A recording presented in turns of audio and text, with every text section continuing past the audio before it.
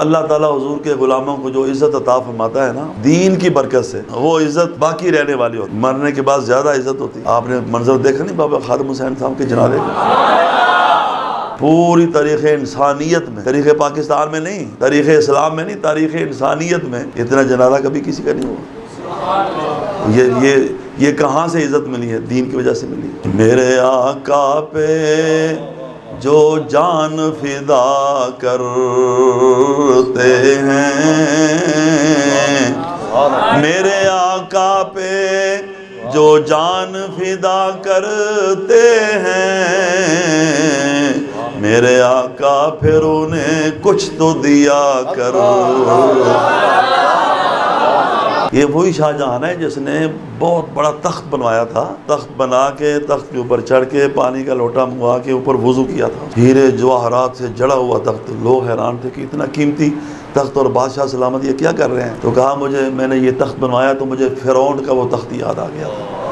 یہ اس نے تخت بنوا کے اس پر متکبرانہ انداز میں یہ کہا تھا انا ربکم الاعلی، میں تخت پہ وضو کر کے اللہ کی بارگاہ میں سر جھکا کے یہ کہنا چاہتا ہوں کہ سبحان ربی اللہ۔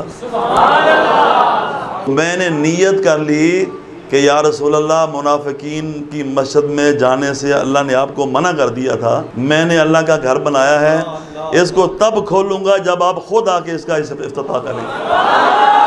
چنانچہ میں رات کو سویا ہوا تھا، آدھی رات ہوئی تو میرا کمرہ خوشبو سے معطر ہو گیا اور نور سے روشن ہو گیا، تو اسی نور کے اندر مجھے نور والا دکھائی دیا، تو اس نے کہا شاہ جہاں مسجد کھول دے، میں افتتاح کر کے جا رہا ہوں۔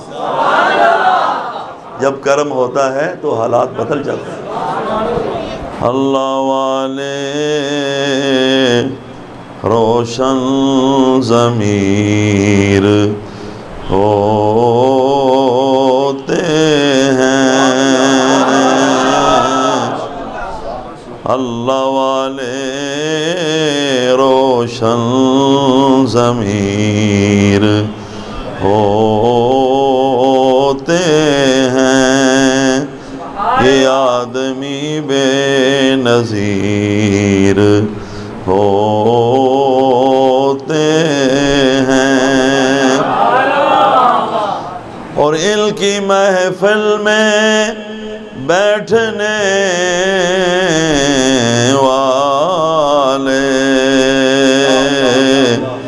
کون کہتا غریب ہوتے ہیں، کون کہتا غریب ہوتے ہیں، اور جس کو چاہیں اسے نوازتے ہیں،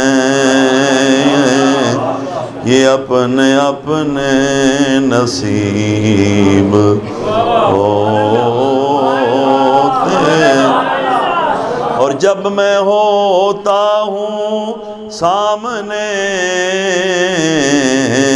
ان کے،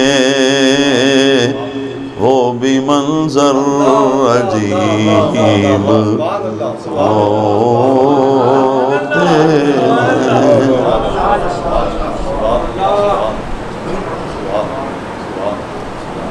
پیر طریقت رہبر شریعت حضرت علامہ مولانا قاری محمد اصغر نورانی صاحب اور رونق محفل پیر طریقت رہبر شریعت حضرت علامہ مولانا محمد طیب نورانی صاحب،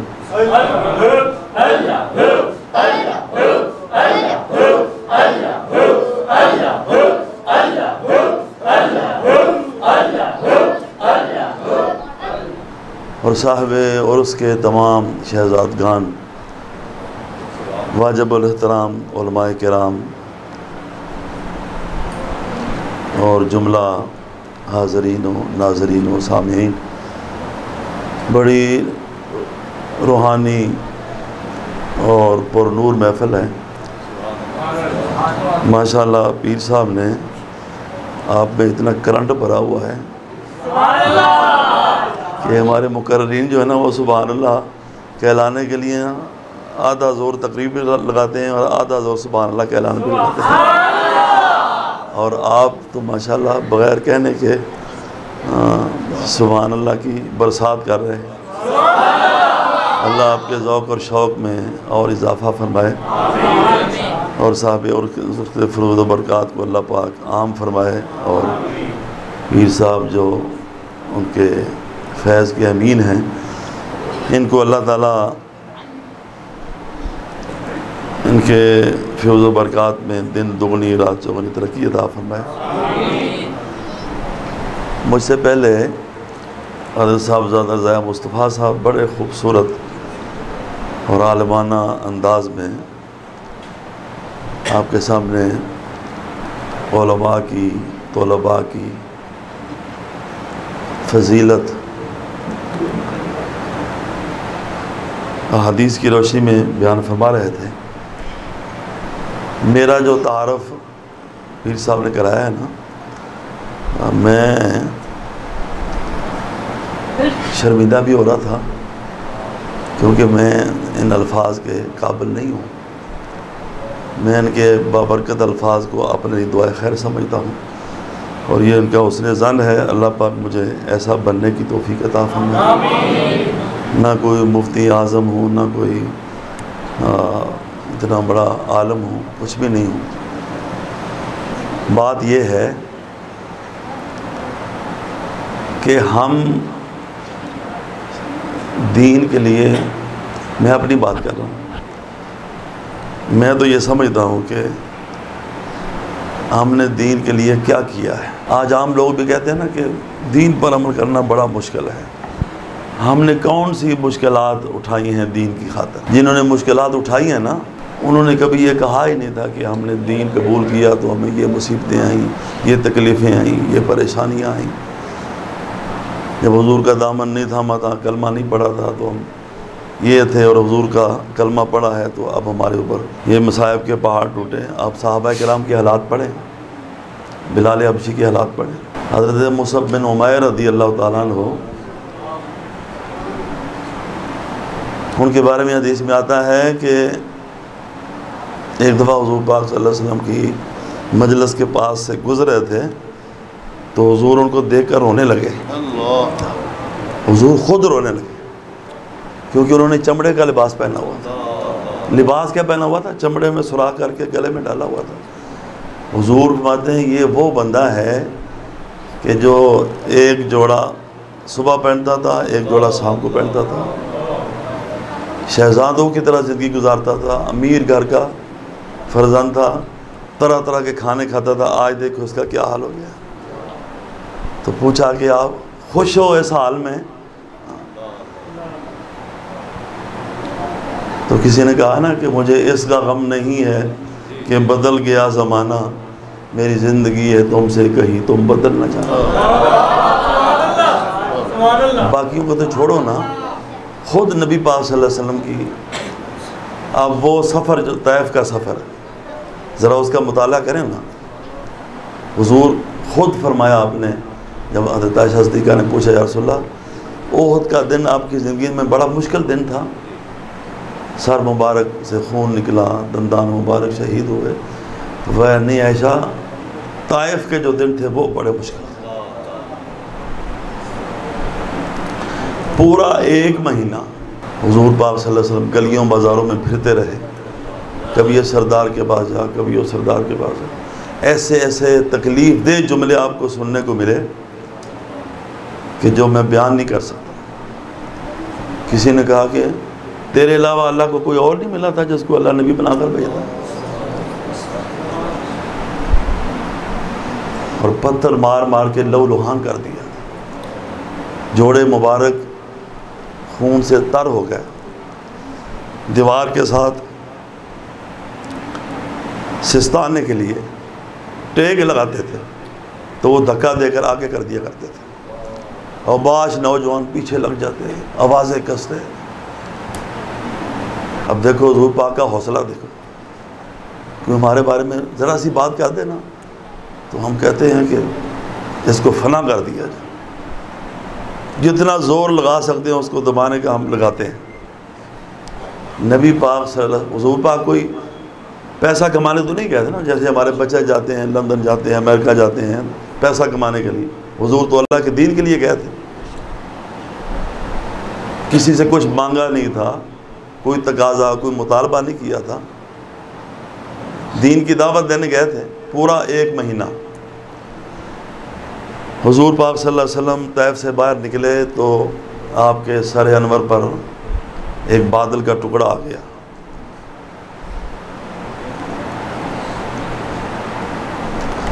ہم کہیں اب دیکھو نا میں یہاں پہ آیا ہوں تو کتنی آپ نے عزت دی ہے، ماشاءاللہ ہار پہنے ہیں، نعرے لگائے ہیں اور ہاتھ چومے، اور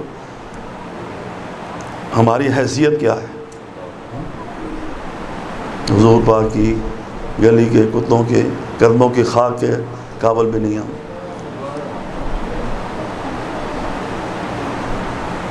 بادل کے ٹکڑے سے آواز آئی، انا ملک الجبال، کہ میں پہاڑوں کا فرشتہ ہوں، اور فرشتے اپنے آپ زمین پر نہیں آتے، اللہ کے حکم سے آتے ہیں۔ قرآن پاک میں ہے نا وَمَا نَتَنَزَّلُ إِلَّا بِأَمْرِ رَبِّكَ، ہم نہیں اترتے مگر آپ کے رب کے حکم سے اترتے ہیں۔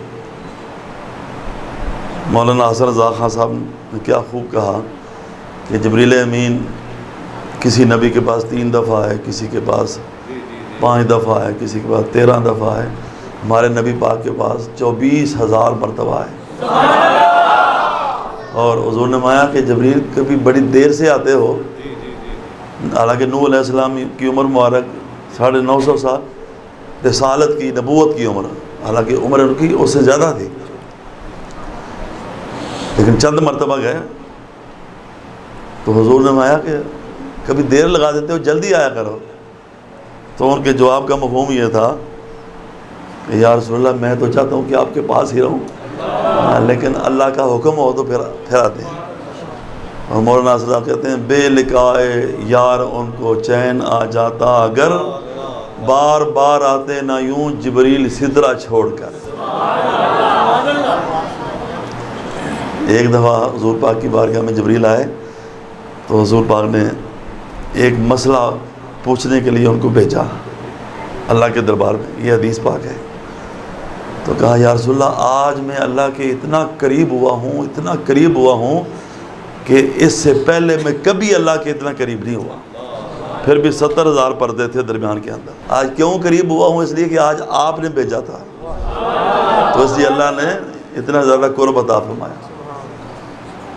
تو پہاڑوں کا فرشتہ حضور پاک کی بارگاہ میں آیا اور خود پیشکش کر رہا ہے، فرمایا کیسے آئے ہو؟ یا رسول اللہ آپ کے ساتھ جو ان لوگوں نے یہ حدیث پاک کا مفہوم آپ کو عرض کر رہا ہوں، یا رسول اللہ آپ کے پاس ساتھ ان جو لوگوں نے جو کیا ہے وہ ہم نے بھی دیکھا ہے، اللہ تو دیکھ ہی رہا ہے، کتنا آپ کا حوصلہ ہے، کتنا آپ کا صبر ہے۔ یہ منظر دیکھ کر تو ہماری بھی چیخیں نکل گئی، یا اللہ تیرا محبوب تو رب العالمین تو علی کل شیء قدیر، اور یہ لوگ کیا کر رہے ہیں؟ اللہ نے فرمایا فرشتوں میرا محبوب تو اس سے زیادہ بھی برداشت کر سکتا ہے، کیونکہ وہ میرے لیے برداشت کر رہا ہے، لیکن اگر تم میرے حبیب کی بارگاہ میں حاضر ہو کر اپنی خدمات پیش کرنا چاہتے ہو تو جاؤ کر لو۔ یا رسول اللہ میں اس لیے حاضر ہوا ہوں آپ مجھے حکم دیں، میں تو کیا کر سکتا ہے؟ یا رسول اللہ یہ طائف جو ہے نا 2 پہاڑوں کے درمیان ہے، اخبشین، تو آپ مجھے اجازت دیں میں 2 پہاڑوں کو اٹھاؤں اور ان کے اوپر گرا دوں۔ نبی پاک نے پتہ کیا جواب دیا؟ حضور نے یہ نہیں کہا پورا مہینہ انہوں نے مجھے لو لوہان کیا ہے، مجھے تنگ کیا ہے، مجھے ستایا ہے، مجھے دھکے دیے ہیں اور کوئی قدر نہیں کی، فٹافٹ کر نہیں۔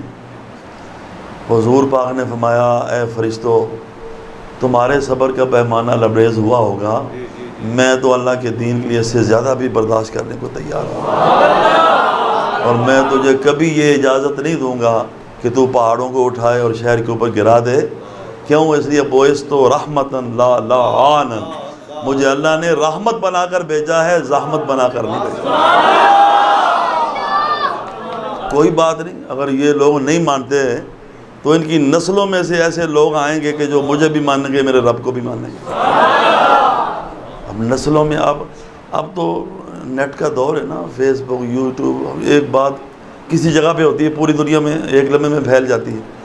یہ ماضی قریب کے دونوں واقعات ہیں۔ یہ نیوزی لینڈ میں جو مسجد کے اوپر جمعہ والے دن حملہ ہوا تھا اور کافی بندے شہید ہو گئے تھے، اگلے ہی جمعے پورے نیوزی لینڈ کے یہودی، عیسائی، وہ سارے مسجد میں آ گئے، سڑکوں کے اوپر آ گئے۔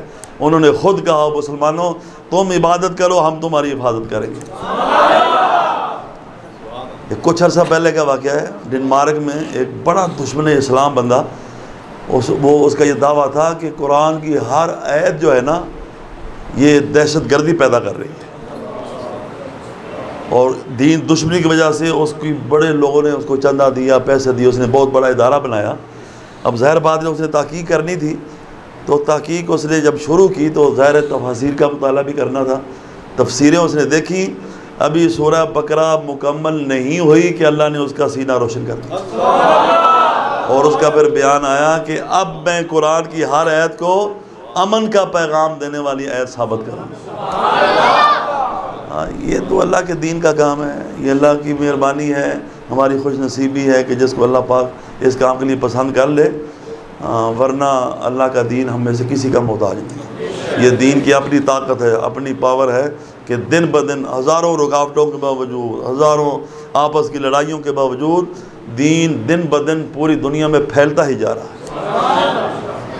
تو جس کو اللہ نے جتنی توفیق عطا کی ہے نا، وہ اللہ کے سامنے اتنا زیادہ جھکتا چلا جائے کہ یا اللہ تیرا شکر ہے، وہ بھی میرے بھائی ہیں جو روز سہمے میں ہوتے ہیں، وہ بھی میرے بھائی ہیں جو نماز نہیں پڑھتے، وہ بھی میرے جیسے ہی ہیں جو گناہوں کے اندر مبتلا رہتے ہیں، لیکن تو نے، وہ شیخ سعدی کہتے ہیں نا، منت منے کہ خدمت سلطان ہمی کونی، منت عزو بداں کہ بخدمت بداشتت، کہ اگر بادشاہ نے تجھے اپنی نوکری پہ لگایا ہوا ہے نا، تو بادشاہ پر احسان نہ جتا کہ میں بادشاہ کی خدمت کرتا ہوں جی، میرا بادشاہ پر احسان نہیں، یہ اس کا تیرے اوپر احسان ہے کہ اس نے لاکھوں میں سے تجھے اپنی خدمت کے لیے قبول کر لیا۔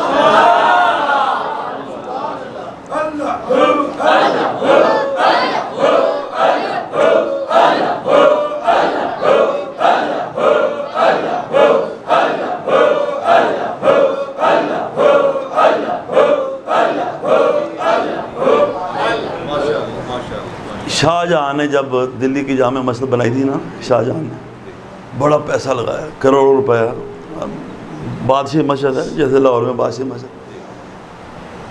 تو اس نے نا مسجد کو تالے لگوا دیے۔ لوگ بڑے حیران ہوئے کہ مسجد تو نماز کے لیے ہوتی ہے، تو اس نے مسجد بنا کر تالے لگا دیے، اس کا کیا مطلب ہوگا؟ لیکن بادشاہ تھا، ظاہر بات ہے اس نے اتنی محنت کی، پیسہ لگایا، تو کسی کی ہمت نہ ہوئی سوال کرنے کی کہ آپ نے یہ کیا کر دیا۔ ایک دن گزرا، 2 دن گزرے، ہفتہ گزرا، 2 ہفتے، مہینہ، 2 مہینے، مسجد نہیں کھولی۔ اچانک آدھی رات کو بادشاہ نے اپنے تمام درباریوں کو پیغام بھیجا، چلو مسجد کھولو۔ ان کا نہ افتتاح، نہ کوئی تقریب، نہ کوئی مہمان بلائے گئے۔ لوگ اتنا بڑا کام کرتے ہیں تو کوئی تقریب کرتے ہیں، کہا نہیں جو میں کہہ رہا ہوں کرو، چلو۔ مسجد جب کھولی گئی تو حوض پہ وضو کرنے کے لیے گیا تو اس کو پتہ چلا کہ مجھ سے پہلے کوئی یہاں پہ وضو کر کے گیا ہے۔ دوسروں کو نہیں پتا تھا، بادشاہ کو پتا تھا کون۔ بادشاہ نے وہ جہاں پاؤں لگے ہوئے تھے نا، گیلے پاؤں، ہر پاؤں کو نشان کو چومنا شروع کر دیا، چومتا جا رہا ہے، روتا جا رہا ہے، روتا جا رہا ہے۔ محراب میں پہنچ گیا، محراب میں باقاعدہ کسی نے نوافل پڑھے، پاؤں کے نشان لگے ہوئے تھے۔ مسجد کھول دی گئی نمازیوں کے لیے، پوچھا گیا کہ یہ راز کیا ہے اس میں۔ بادشاہ نے کہا جب میں نے مسجد بنائی تھی نا، یہ وہی شاہ جہاں ہے جس نے بہت بڑا تخت بنوایا تھا، اور تخت بنا کے تخت کے اوپر چڑھ کے پانی کا لوٹا منگوا کے اوپر وضو کیا تھا اس نے، ہیرے جواہرات سے جڑا ہوا تخت۔ لوگ حیران تھے کہ اتنا قیمتی تخت اور بادشاہ سلامت یہ کیا کر رہے ہیں؟ تو کہا میں نے یہ تخت بنوایا تو مجھے فرعون کا وہ تخت یاد آ گیا تھا، یہ اس نے تخت بنوا کے اس پر متکبرانہ انداز میں یہ کہا تھا انا ربکم الاعلیٰ، میں تخت پہ وضو کر کے اللہ کی بارگاہ میں سر جھکا کے یہ کہنا چاہتا ہوں کہ سبحان ربی اللہ۔ تو اس نے راز بیان کیا، اس کا راز یہ ہے کہ جب میں نے مسجد بنائی نا تو مجھے مسجد درار یاد آ گئی کہ مدینے میں یہودیوں نے منافقین نے مسجد درار بنائی تھی، تو اللہ نے اپنے حبیب کو فرمایا تھا لا تقم فیہ ابدا، اے محبوب مسجد میں کھڑے ہی نہیں ہونا، مسجد میں جانا ہی نہیں ہے۔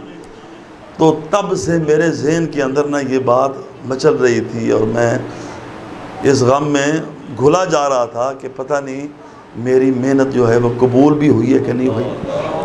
تو میں نے نیت کر لی کہ یا رسول اللہ منافقین کی مسجد میں جانے سے اللہ نے آپ کو منع کر دیا تھا، میں نے اللہ کا گھر بنایا ہے، اس کو تب کھولوں گا جب آپ خود آ کے اس کا افتتاح کریں گے۔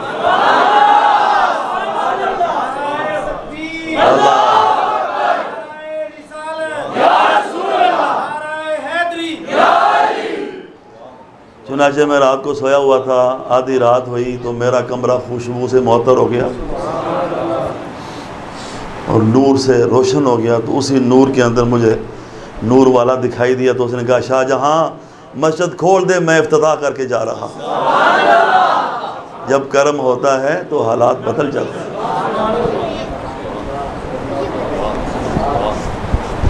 عزت یہ عزت ہوتی ہے جو دین کے حوالے سے اللہ عزت عطا کرتا ہے نا، اصل میں وہ عزت ہوتی ہے۔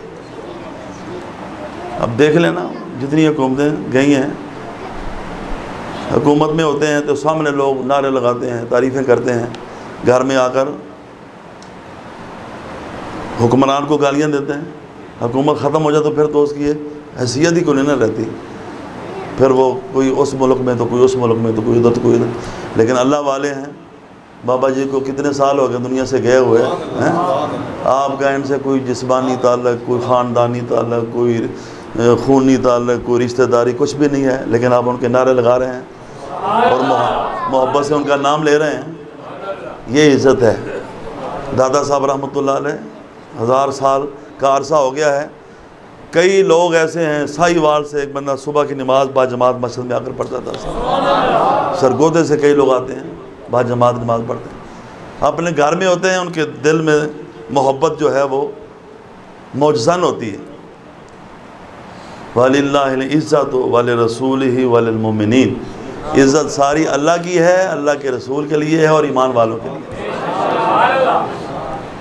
یہ لاہور پڑوس والے ہیں نا، یہ ہمارے محلے دار ہیں، ابھی ان کا ہی فون آیا تھا، حاجی محمد شریف صاحب رضوی، آپ کے ابا جی بھی مولانا ستار احمد صاحب کے شاگرد ہیں نا، وہ ان کے مرید ہیں۔ اچھا مجھے ایک دفعہ نا میرے پاس آ کر بیٹھ گیا، کہتے ہیں ایک بات بتاؤ، آپ مصلی پہ بیٹھے ہوئے ہیں تو میں نہیں سمجھتا کہ آپ غلط بیانی کریں گے، لیکن میں چاہتا ہوں کہ آپ نا 100% ٹھیک بات بتاؤ۔ میرے ذہن میں یہ بات گونج رہی ہے اور کئی دفعہ میں نے ارادہ کیا آپ سے پوچھوں۔ میں نے کہا کیا بات ہے؟ کہتے ہیں بات یہ ہے کہ آپ جہاں پہ رہتے ہیں دیکھو کسی گھر میں 10 گاڑیاں کھڑی ہوئی ہیں، کوئی 2 کنال کا گھر ہے، کوئی 1 ایکڑ کا گھر ہے، کوئی 4 کنال کا ہے، کسی کے اتنے ملازم ہیں، کوئی یہ، تو آپ کے دل میں کبھی یہ خواہش پیدا نہیں ہوئی کہ آپ بھی چلو کوئی افسر ہوتے ہیں، کوئی گاڑیاں ہوتی ہیں، کوئی بنگلے ہوتے ہیں یہ؟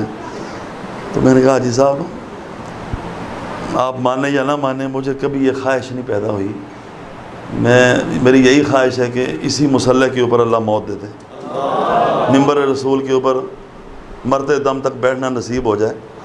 کہتے ہیں اس کی وجہ، میں کیا اس کی بے شمار وجوہات ہیں، ایک وجہ آپ کو بیان کر دیتا ہوں۔ لوگ امام کے ساتھ کیسے معاملات کرتے ہیں، ماشاءاللہ کئی تو اماموں کو اللہ پاک نے بڑی عزت عطا کی ہے، ہمارے پیر صاحب ماشاءاللہ ان کے سارے نمازی اور انتظامیہ والے ان کے مرید ہیں، حضرت صاحب کے بھی مرید ہیں، میرے بھی نمازی اب ماشاءاللہ بہت اچھے ہیں، میں نے بھی بڑی پی کاٹی ہے۔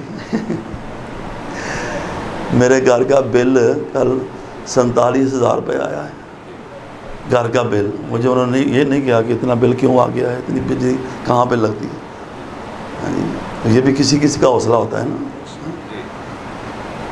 میں نے کہا وجوہات بہت ساری ہیں، ایک وجہ آپ کو بیان کر دیتا ہوں کہتے بیان کریں. میں نے کہا امام غزالی رحمۃ اللہ تعالیٰ علیہ نے اپنی ایک کتاب کے اندر لکھا ہے، دقائق الاخبار کتاب کا نام ہے. انہوں نے لکھا ہے جب قیامت کا دن ہوگا نا، یؤتی بعالم من علماء محمد صلی اللہ علیہ وسلم من علماء امت محمد صلی اللہ علیہ وسلم یوم القیامہ. حضور پاک کی امت کے علماء میں سے ایک عالم کو، ایک تو بطور مثال فرمایا نا، ورنہ ہزاروں ایسے ہوں گے، ایک عالم کو حضور پاک کی بارگاہ میں لایا جائے گا. یہ نہیں ہے آئے گا، لایا جائے گا. ہاں، آنا اور ہوتا ہے، لانا اور ہوتا ہے.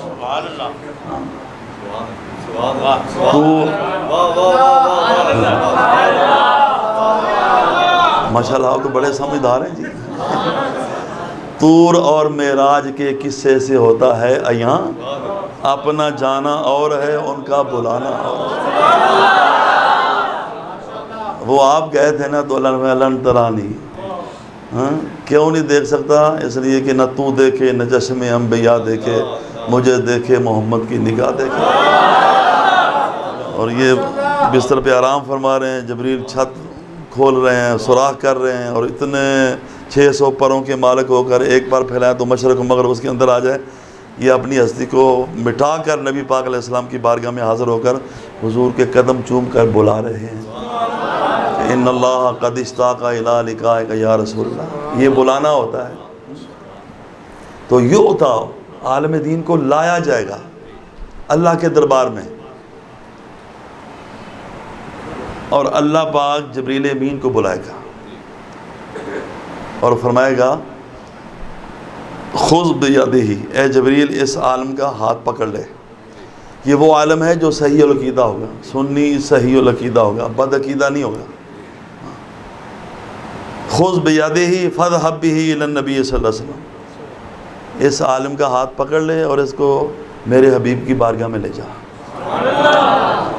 اس کا مطلب یہ تھا کہ یہ میرے محبوب کے دین کا ساری زندگی کام کرتا رہا، تو میرا حبیب اپنی امت کے، کیونکہ اللہ تعالیٰ جب بھی حضور کی امت کے ساتھ کوئی معاملہ کرتا ہے نا تو حضور سے پوچھ کر کرتا ہے. ہاں جی،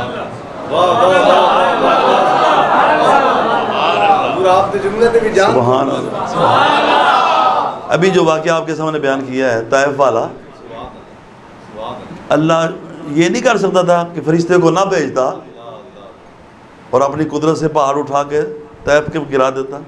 اللہ نے فرشتے کو بھیجا کہ جا میرے محبوب سے پوچھ کہ ایسا کر دوں. علماء فرماتے ہیں جب دنیا میں اللہ نے حضور پاک کی امت کے ساتھ کوئی معاملہ کرنا ہو تو پہلے اللہ تعالیٰ حضور سے پوچھتا ہے. جب قیامت کا دن ہوگا تو یہ کیسے ہو سکتا ہے کہ حضور کو پتہ بھی نہ ہو اور امت جہنم میں چلی جائے؟ اللہ پوچھے گا کہ اے میرے نبی تیری امت کے ساتھ کیا معاملہ کیا جائے. عالم کو لایا جائے گا اور جبریل امین ہاتھ پکڑ کے حضور پاک کی بارگاہ میں لے جائیں گے. وَهُوَ قَائِمٌ عَلَى شَاطِئِ الْحَوْضِ. اللہ کے حبیب علیہ السلام حوض کوثر پر تشریف فرما ہوں گے، کھڑے ہوں گے اور حوض کوثر کے جام بھر بھر کے اپنی امت کو پلا رہے ہوں. حضرت انس سے روایت ہے، یا رسول اللہ قیامت والے دن بڑا رش ہوگا تو ہم نے آپ کو اگر تلاش کرنا ہو تو آپ کہاں ملیں گے؟ تو حضور نے فرمایا میں 3 مقامات کے اوپر مل سکوں گا. یا رسول اللہ کون کون سا مقام؟ فرمایا یا پل صراط پہ ملوں گا. ایسے ہی تو نہیں نا ملیں گے، ایسے ہی کھڑے ہوں گے. اپنے کمزور امتی جو لڑ کھڑا رہے ہوں گے ان کو پکڑ کے پل صراط سے گزار رہے ہوں گے. جہاں اعمال تلتے ہیں یا وہاں ہوں گا، جن کے اعمال ہلکے ہوں گے اپنی رحمت سے ان کو بھاری کر رہا ہوں گا، اور یا حوض کوثر پر ہوں گا. یہ 3 مقام ہوں گے، اور تینوں مقام جو ہیں وہ امت کی بگڑی بنانے کے لیے. تو حضور پاک صلی اللہ علیہ وسلم حوض کوثر پر تشریف فرما ہوں گے. جب وہ عالم دین کو حضور پاک کی بارگاہ میں پیش کیا جائے گا تو نبی پاک صلی اللہ تعالی وسلم کھڑے ہو کر اس عالم دین کا استقبال کریں گے. جس اللہ کے حبیب کی آمد پر بیت المقدس میں سارے نبی کھڑے ہوتے ہیں، اور معراج کی رات آسمانوں پہ جائیں تو آسمانوں کے سارے فرشتے کھڑے ہوتے ہیں. حضور پاک اپنی امت کے اس عالم. میں ساتھ ساتھ حاجی صاحب کو کہہ رہا تھا کہ حاجی صاحب یہ ذرا سنتے جانا، ہمارا دل کیوں نہیں کرتا کہ ہم وزیر ہوتے، گاڑیاں ہوتی، بنگلے ہوتے. یہ کسی وزیر کی شان نہیں بیان ہو رہی. ہاں، یہ حضور کی امت کی عالم کی شان. اللہ ہمیں ان میں کر دے، ان میں شامل کر دے، اللہ ان کی آخری صف میں شامل کر دے. جب یہ عالم دین حضور پاک کی بارگاہ میں پیش ہوگا تو حضور پاک پیالہ رکھ دیں گے اور اپنے ہاتھ مبارک سے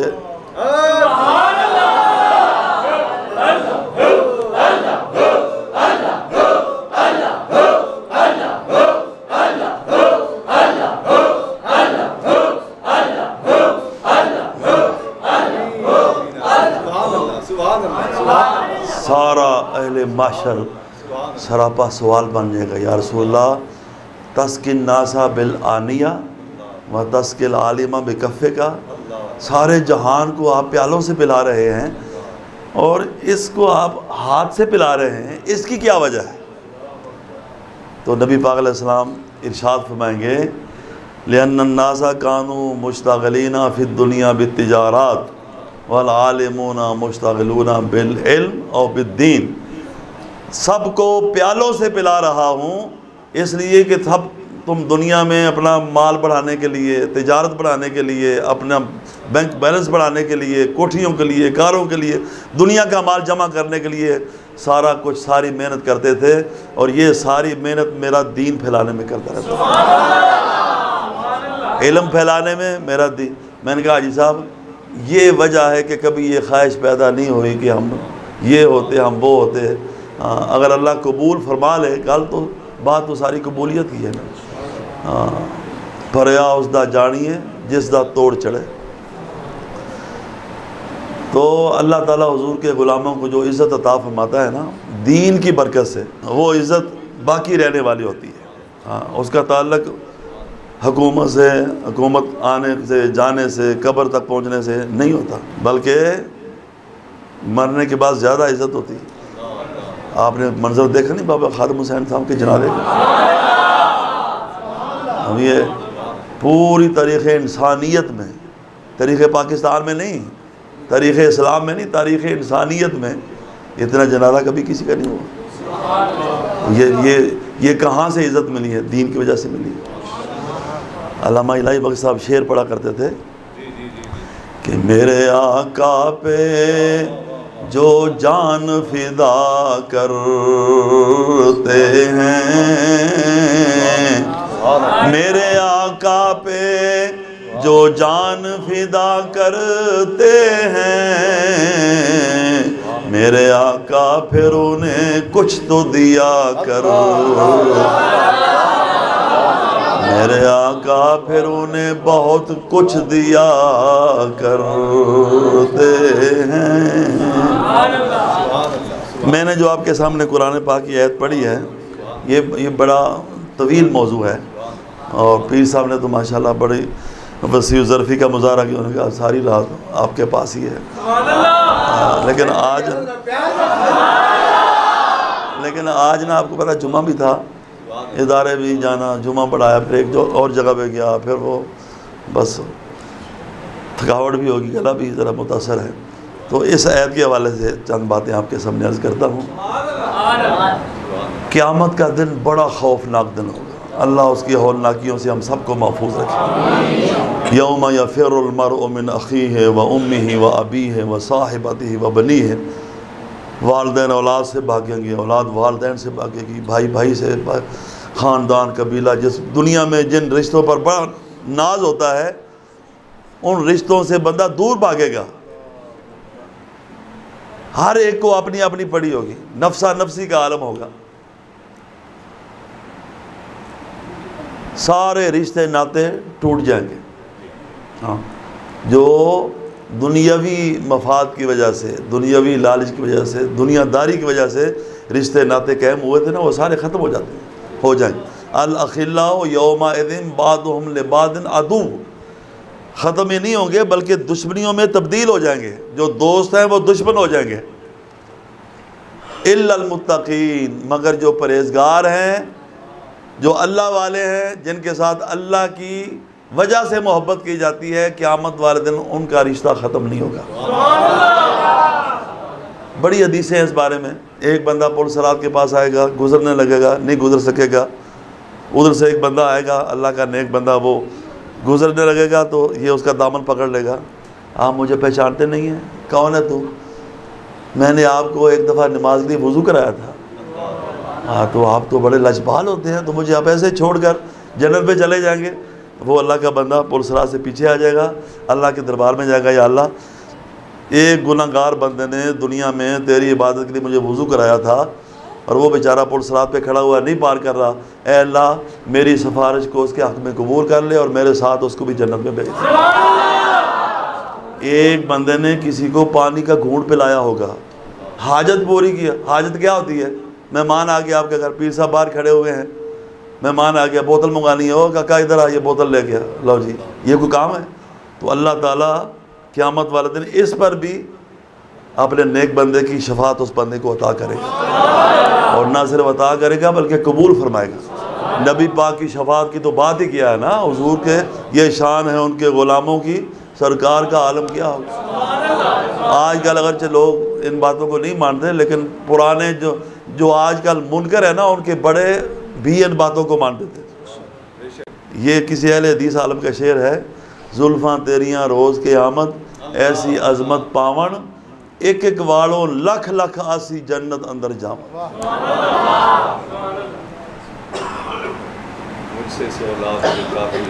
سبحان اللہ، سبحان اللہ۔ اچھا جی، نبی پاک صلی اللہ علیہ وسلم نے اس کی تفسیر بیان فرمائی اس آیت کی۔ الاخلا، خلیل کی جمع ہے، خلیل خلت سے ہے، اور خلیل آپ کو پتہ ہے خلیل زیادہ نہیں ہوتے، خلیل ایک ہی ہوتا ہے۔ حضور میں اگر میں مخلوق میں سے کسی کو اپنا خلیل بناتا تو میں ابو بکر کو خلیل بناتا۔ اللہ نے ایسے نہیں فرما دیا وَاتَّخَذَ اللَّهُ إِبْرَاهِيمَ خَلِيلًا، ابراہیم کو میں نے اپنا خلیل بنایا ہے۔ خلیل ہر کو نہیں ہوتا، رفیق ہوتے ہیں، صدیق ہوتے ہیں، ہاں جی، حبیب ہوتے ہیں، لیکن خلیل ایک ہی ہوتا ہے۔ اب اس سے بڑھ کر اس کا کیا میں کروں کہ میں اگر کسی کو امت میں سے خلیل بناتا تو ابو بکر کو خلیل بناتا، لیکن میرا خلیل اللہ ہے۔ تو اتنے گہرے دوست، اتنے جگری یار قیامت والے دن کیا ہو جائیں گے؟ عدو، دشمن بن جائیں گے۔ الا المتقین، ہاں مگر پرہیزگار لوگ جو ہیں ان کی دوستی قیامت والے دن بھی برقرار رہے گی۔ اسی دنیا کے اوپر آنکھیں بند ہوتی ہیں نا، ماں بیٹے سے بڑی محبت کرتی ہے، باپ قربان ہو جاتا ہے، دوست احباب، تیرا ہمارا جینا مرنا تیرے ساتھ ہے، جہاں تیرا پسینہ گرے گا ہمارا خون گرے گا، یہ ہے وہ۔ یہاں آنکھیں بند ہوتی ہیں، جنازہ پڑھتے ہیں تو وہیں سے گھر واپس آ جاتے ہیں، کوئی یہ جرت نہیں کرتا کہ قبر میں اس کے ساتھ چلا جائے، ماں بھی نہیں جرت کرتی۔ اس دن پارٹی میں ایک بندہ فوت ہوا تو وہ ماں اس کی بڑی، ہر فوتگی کے اوپر وہ ایسے کرتی تھی، لوگ کہتے ڈرامے کرتی ہے، میں نے بھی میرے پتر دے نال دفن کرو، میں نے بھی کرو، ایک بندے کہا پھڑو انہوں کرو دفن، نہ نہ نہ میں تے ایویں لگی سی۔ کون جاتا ہے ساتھ قبر میں؟ اور جب وہ مردہ قبر میں جاتا ہے نا تو وہ سوچتا تو ہوگا نا کہ یار کدھر جا رہے ہیں، سارے چلے گئے۔ جو کہتے تھے جڑے کہندے سی مراں کے نال تیرے، اج اونا بھی بازیاں ہاریاں نے، جڑے دید لئی ترس دے سی دن راتی، اج اونا بھی باریاں ماریاں نہیں۔ جدوں باغ وچ خزانے وال کھولے، پنچھی اڑ گئے مار اڈاریاں نہیں۔ محمد بوٹیا جھوٹا ہی جگ سارا، سچیاں سونے محمد دیاں یاریاں۔ تو وہ بندہ سوچ رہا ہوتا ہے کہ کدھر گئے، کوئی بھی نہیں ہے۔ اتنی دیر میں مدینے سے آواز آتی ہے، آواز کیا آتی ہے؟ وہ مدینے والے خود ہی آ جاتے ہیں کہ اگر سارے تجھے چھوڑ کے چلے گئے ہیں تو تیرا نبی تجھے چھوڑنے والا نہیں ہے۔ ہاں۔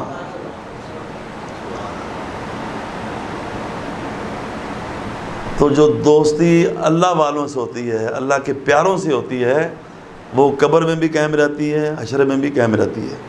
جو دنیاوی مفاد، مال و دولت کی وجہ سے، حسن و جمال کی وجہ سے، فضل و کمال کی وجہ سے، اور کسی تعلق ناطے رشتے کی وجہ سے ہوتی ہے، وہ قبر تک، بلکہ جو حسن و جمال کی وجہ سے ہوتی ہے، حسن و جمال قائم رہے تو دوستی قائم رہتی ہے، بندہ بیمار ہو جائے حسن و جمال ختم ہو جائے، دوستی ختم ہو جاتی ہے۔ جو مال کی وجہ سے ہو، مال گیا تو دوستی بھی گئی، لیکن اللہ کے پیاروں کی دوستی جو ہے وہ قیامت والے دن نہ صرف قائم رہے گی بلکہ کام آئے گی۔ حدیث پاک میں ہے لو ان عبدین تحابا فی اللہ واحد فی المشرق وآخر فی المغرب لجمع اللہ بینہما یوم القیامہ ویقول ھذا الذی کنت تحبہ فی، کہ اگر دو بندے اللہ کی رضا کے لیے ایک دوسرے کے ساتھ محبت کریں، اب آپ مجھے یہ بتائیں کہ بابا جی سرکار سے آپ جو محبت کر رہے ہیں نا، یہ کس وجہ سے کر رہے ہیں؟ اس لیے کہ ہم جائیں گے تو پیر صاحب واپس آتے ہوئے ہمیں 5-5 ہزار روپیہ دے دیں گے، لنگر تو جیسا آپ یہاں کھائیں گے ہو سکتا ہے ایسے اچھا آپ گھر میں بھی کھاتے ہوں گے۔ کوئی لالچ دنیا کا نہیں آپ کو، صرف اللہ کی رضا کے لیے کہ اللہ کا نیک بندہ تھا، ہم اس سے پیار کریں گے تو اللہ تعالیٰ کو ہمارے ساتھ پیار آ جائے گا، کیونکہ دوست کا دوست بھی دوست ہوا کرتا ہے، پیارے کا پیارا بھی پیارا ہوا کرتا ہے۔ ہم حضور غوث پاک سے کیوں محبت کرتے ہیں؟ نہ ہماری ان سے کوئی جسمانی رشتہ داری، نہ خون کا رشتہ، نہ خاندان قبیلے کا رشتہ، لیکن ہر سال کتنے لوگ جاتے ہیں ان کی بارگاہ میں حاضری دیتے ہیں، ہر مہینے 11ویں شریف مناتے ہیں، ان کا نام آتا ہے، جھوم جھوم جاتے ہیں، ان کے جلسے کرتے ہیں، ان کی تقریبات کرتے ہیں، 11ویں شریف کرتے ہیں۔ کیوں کرتے ہیں؟ اس لیے کہ وہ اللہ کے پیارے تھے، ہم ان سے پیار کریں گے تو اللہ ہم سے پیار کرے گا۔ حضرت داتا گنج بخش رحمۃ اللہ تعالیٰ علیہ، اب دیکھو نا، میں یہاں سے ذرا دور چلا گیا ہوں نا، تو زندہ جو دنیا کے اوپر لوگ موجود ہیں نا، ان کی طرف سے اتنی کشش نہیں ہوتی جتنی داتا صاحب کی کشش ہوتی ہے۔ ہاں، چند دنوں کے بعد حاضری نہ دیں تو ایسے لگتا ہے کہ جیسے بیکار زندگی گزار رہے ہیں۔ تو یہ کیا ہے؟ یہ دلی محبت ہے اللہ کی رضا کی خاطر۔ تو حضور پاک نے فرمایا کہ جو اللہ کی رضا کے لیے اللہ کے کسی پیارے سے دنیا میں محبت کرے گا، جب قیامت کا دن ہوگا لجمع اللہ بینہما یوم القیامہ، تو اللہ محبت کرنے والے کو اور جس کے ساتھ محبت کرتا تھا ان دونوں کو اللہ جمع کر دے گا۔ یعنی میرے جیسا گناہ گار اگر سلطان العارفین سے محبت کرتا ہے تو قیامت والے دن میرے ہاتھوں میں ان کا دامن ہوگا۔ دادا صاحب سے محبت کرتے ہیں تو دادا صاحب کے قدموں میں کھڑے ہوئے ہوں گے، غوث پاک سے محبت کرتے ہیں تو غوث پاک کا دامن ہمارے ہاتھ میں ہوگا، خواجہ غریب نواز سے محبت کرتے ہیں تو قیامت والے ان کے ساتھ ہوں گے۔ جو المرء مع من احب، صحیح بخاری کی حدیث پاک، بندہ اسی کے ساتھ ہوگا جس کے ساتھ دنیا میں محبت کرتا ہے۔ حضرت انس کہتے ہیں کہ جب میں نے حضور پاک سے یہ سنا نا کہ المرء مع من احب، تو اسلام قبول کرنے کے بعد مجھے اتنی کبھی خوشی نہیں ہوئی جتنی یہ حضور کا فرمان سن کے خوشی ہوئی۔ کیوں؟ اس لیے کہ ہم سارے حضور سے محبت کرتے ہیں تو ہم سارے حضور کے ساتھ ہوں گے۔ حضرت ثوبان رضی اللہ تعالیٰ عنہ حضور پاک کے صحابی ہیں، ایک دفعہ حضور پاک کی بارگاہ میں حاضر ہوئے، رنگ پیلا پڑا ہوا ہے، نکاہت ہے، ایسے جیسے بڑے بیمار ہیں۔ حضور میں کیا ہوا؟ بیمار ہو؟ یا رسول اللہ نہیں۔ تو اتنے کمزور کیوں دکھائی دے رہے ہو؟ رنگ کیوں پیلا پڑا ہوا ہے؟ یا رسول اللہ مجھے رات کو ایک خیال بڑا ستاتا رہا ہے۔ کیا خیال آتا تھا؟ یا رسول اللہ خیال یہ آتا تھا کہ اگر اللہ نے آپ کی غلامی کی برکت سے جنت ہمیں عطا فرما بھی دی، اگر عطا فرما، دیکھو صحابی رسول ہیں، آج ہم ذرا سا کام کر لیں تو آج کے رسول اور جنت کے مالک بن جاتے ہیں، نماز پڑھیں یا نہ پڑھیں، اور کوئی نیکی کریں یا نہ کریں۔ اس لیے میں نے عرض کیا نا کہ بڑے سے بڑا کام کر کے بھی سمجھو میں نے کچھ نہیں کیا، یہ اللہ کی مہربانی کہ اللہ نے مجھے کسی قابل بنا دیا۔ تو یا رسول اللہ میں یہ سوچتا رہا ہوں ساری رات کہ جنت میں اگر چلے بھی گئے تو آپ کا تو بڑا اونچا درجہ ہوگا، بڑا اونچا مقام ہوگا، ہم پتہ نہیں کہاں ہوں گے۔ تو دنیا میں آپ کو ہم ایک دن اگر نہ دیکھیں تو ہمارا گزارا نہیں ہوتا، مرنے لگتے ہیں۔ تو جنت میں آپ کو کہاں تلاش کریں گے اور ہم پتہ نہیں کہاں۔ اللہ پاک کو حضور کے اس غلام کی یہ بے چینی جو ہے نا یہ برداشت نہ ہوئی، اللہ نے قرآن پاک کی عہد نازل کر دی، من یطع اللہ والرسول فاولئک، اس عہد کا شان نزول ہے یہ جو اللہ رسول کی اطاعت کرے گا فَأُولَٰئِكَ مَعَ الَّذِينَ أَنْعَمَ اللَّهُ عَلَيْهِمْ مِنَ النَّبِيِّينَ وَالصِّدِّيقِينَ وَالشُّهَدَاءِ وَالصَّالِحِينَ قیامت والے دن جہاں میرا محبوب رہے گا وہاں میرے محبوب کے غلام بھی رہیں گے۔ دنیا میں بن دیکھے نعرہ رسالت لگاتے تھے اور جنت میں دیکھ کر نعرہ رسالت لگائیں گے۔ تو فرمایا اللہ تعالیٰ ان دونوں کو جمع کر دے گا، محبت کرنے والے کو اور جس سے محبت کرتا تھا، دونوں کو جمع کر دے گا۔ وہ گناہ گار بندہ جو اللہ کے نیک بندے سے محبت کرتا تھا اور آج اس کے قدموں میں کھڑا ہوا ہے، وہ اللہ کی بارگاہ میں سراپا سوال بن جائے گا، یا اللہ میں تو اس قابل نہیں تھا، میں تو گناہ گار آدمی تھا، یہ تو تیرا بڑا عظیم بندہ اور تیرا پیارا اور تیرا محبوب، یعنی جو جس سے محبت کرے گا قیامت والا دن اسی کے ساتھ ہوگا۔ یہ پکی بات ہے، المرء مع من احب۔ محبت دل زبان سے محبت نہ کرے، ہاں صرف خالی نعرے اور عمل کچھ نہ کرنا یہ نہیں ہے، دل سے محبت کرے، ٹوٹ کے محبت کرے۔ تو جہاں محبوب ہوگا وہاں محب بھی ہوگا۔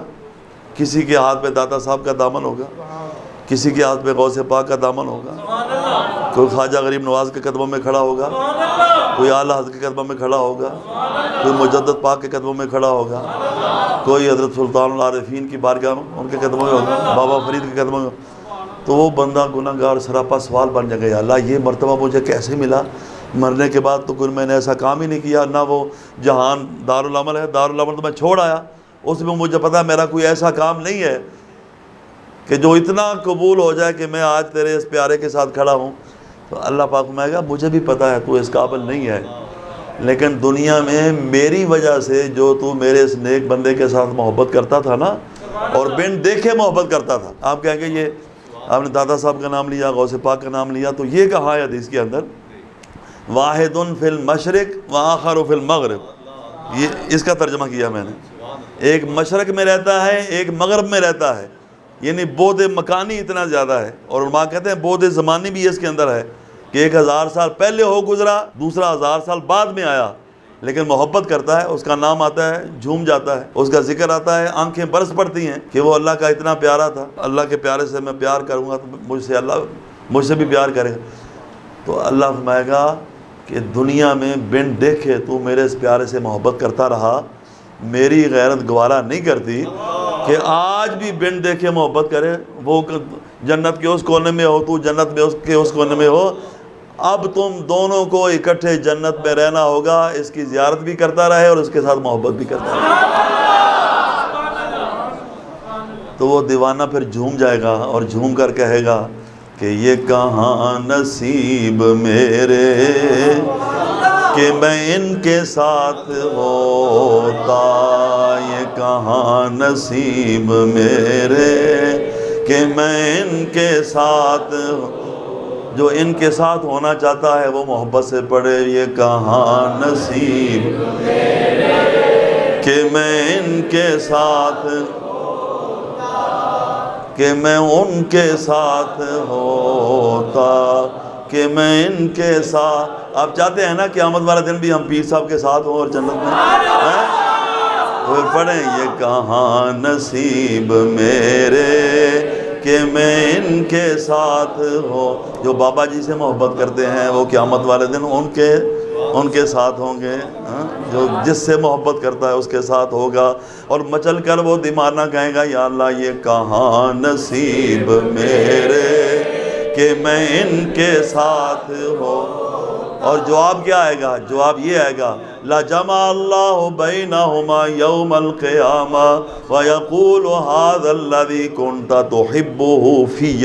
اس کا ترجمہ یہ ہے کہ کوئی جذبہ محبت تیرے کام آ گیا ہے۔